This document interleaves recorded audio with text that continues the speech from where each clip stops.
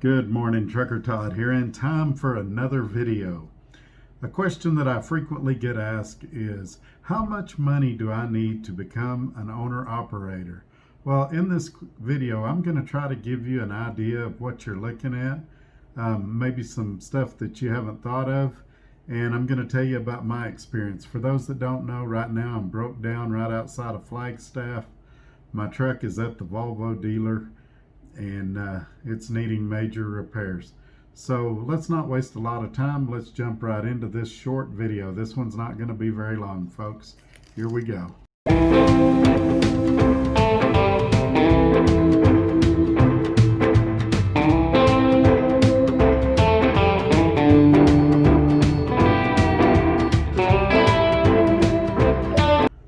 All right, I'm coming to you live from my hotel room.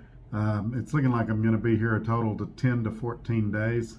So I'm going to tell you what's going on with the truck in the course of this video. Make sure that you've subscribed to this channel so you'll get updates on this ongoing story and other stuff that's going on. Share this video on your social media platforms and give me a thumbs up. Leave comments below. Also, my email's in the description, so you can email me directly if you'd rather talk more privately about your situation.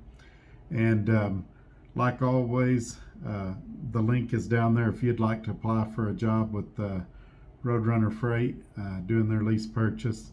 Feel free to click that link and it'll take you right to the application, and it'll get you with a recruiter that I know and trust and have a good working relationship with. And then email me and let me know that you did that, so that I can kind of be in the loop and help you with any questions that arise or problems that arise, things like that. All right, so let's recap for those that hadn't seen my videos before. My truck broke down. I spent 3 hours in 100+ degree heat. I think it was about 105, 108, waiting on the repair truck. I had water and food, and I recommend that you guys I have about 2 days worth of food, 2 to 3 days worth of food and stuff on the truck. In case I get stranded. I usually have a case of water, and it's just for emergency situations like that. So, because that could be life and death being in a hot truck for several hours while you wait on a repairman or a tow guy. So if you're not doing that, that's something I would definitely encourage you guys to do. Get you some food, get you some water, stuff that, especially canned food. So if you got stranded somewhere, you could open it and eat and be okay until greener times arrived. All right, so got my truck in the shop. I have not seen an estimate yet, and I just emailed Roadrunner. They have not seen an estimate yet, but I talked to the service writer on Friday, and he's estimating that my repairs are going to be around $14,000. Now, here's the good news. It's looking like that's all going to be warranty. So the tow bill and my hotel and food expenses, of course, are the only things that I should have to come out of pocket for. And the lady I spoke with at Roadrunner, she's the one that her name starts with a J, that she's really great. She's very helpful. She called me. We had a good conversation. And I do want to say Roadrunner's been very supportive and helpful during this breakdown. If I broke my rule and named names, I could easily list a half dozen people at Roadrunner right now that have been very supportive, very helpful, and I want to thank them all for that. But I'm going to stick to my deal where I don't mention any names, and so we'll keep going. So what they feel like happened was the turbo went out. It blew a bunch of soot. That's a hard word for me to say with my bad Texas accent. They believe it blew a lot of soot into the after treatment system, and there's going to be a ton of cleaning that takes place. I'm going to need a turbo and possibly a EGR and some other things. So it's going to be a pretty big repair. I'm hoping to be done by Wednesday or Thursday. Like I said, the theory that me and the female from Roadrunner came up with was, since it's not going to be any expense to me, since Roadrunner's probably not going to have to write any EFS checks or anything like that, that may be why we haven't got an estimate yet. If I get one on Monday, which would be today when you're seeing this video, I'll make sure and share that with y'all in a future video. But it brings up an interesting question. how much money, and I get this fairly often, usually by guys that's never done a lease purchase before, how much money should I have when I start a lease purchase? How much money should I bring to orientation? And I would say, I always say, as much as you can. Let's use this breakdown as an example. Had I not had a warranty, I'd need $14,000 right now, and that doesn't include my hotel. Let's say it's 10 days at $80 a day, and it could go longer. That's $800. The only food around here is a Pilot truck stop next door that has a McDonald's, and their combos are high. I mean, 10 or 12 bucks high. I don't know why there's so much price gouging at this one Pilot, but it is high. And a Subway, which, by the way, I'm sick of both of those now. But let's say that I spend 40 or 50 bucks a day on food. Well, if had this warranty not taken care of me, I'd have 14,000, plus I'd have the hotel, plus I'd have the food. It could easily be $15,000-$16,000. Now, as everybody knows, I've done pretty well at Roadrunner, but I hadn't done that well. I could not pull 15,000 out of the air if I needed to right now, not even close. And so, like I said, Roadrunner's been real supportive. They hadn't had to help me yet.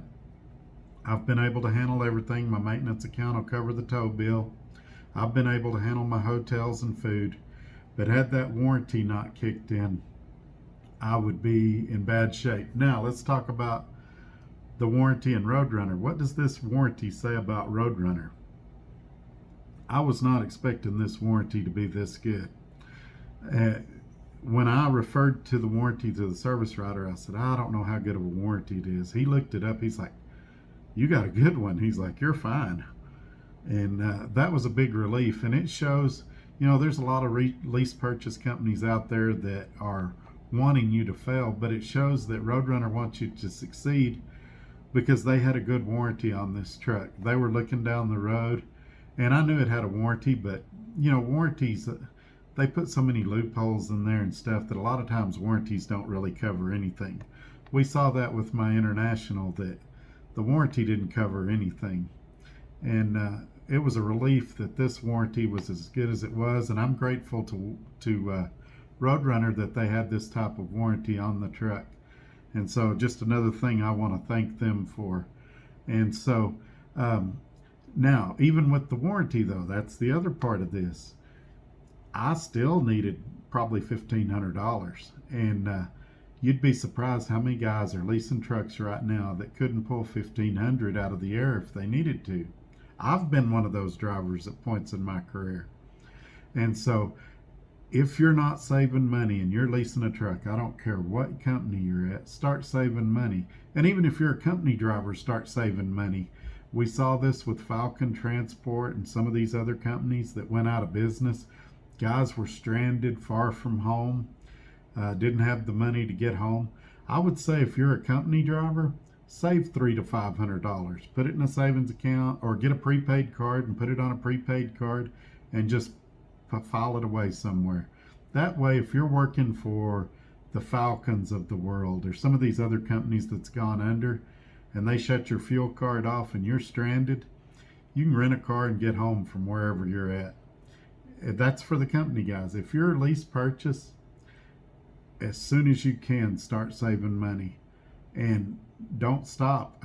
I mean, if you get 20,000, keep going, because we saw with that first truck I had, that International, it can get up to $40,000. Now, I'll bet you 1% of the truck drivers out here leasing trucks don't have 40,000 sitting in the bank. And I'm not saying you're ever going to have 40,000 sitting in the bank, but the more you can save, the more you're going to be in control of your destiny. And so that's all I want to say about that. It is good news. I am relieved. You might have saw in my last video, Jim Flowers put a comment on there that I should play the lottery right now, basically referring to how lucky I was. He got that information before I made this video, and he's got a point there. I've been very blessed and I've been very fortunate to have a lot of good things happen to me here at Roadrunner, and they have been good to me. I know sometimes I get on to them a little bit, And it's kind of like your brothers and sisters. You might get mad at your brothers and sisters, but that doesn't mean you don't care about them. And the same's true with Roadrunner. I might get frustrated with them sometimes. I might get mad at them sometimes, but I do like working here. And I've met a lot of really good people here in the office as well as in the trucks and out on in the management. I just met one of the drivers, the driver that came to repower my load the other day, and he's a good guy. He started watching my videos, and we had a real good conversation after we swapped trailers. Or I mean, after we tried to swap trailers. That was an adventure too. But anyway, I'm going to wrap this up because I feel like I'm rambling at this point. I'll probably put another video out on Wednesday, and I'll have a lot more information to share with you at that point, I guarantee. But I want to thank y'all for watching. Y'all have a great day. Bye-bye.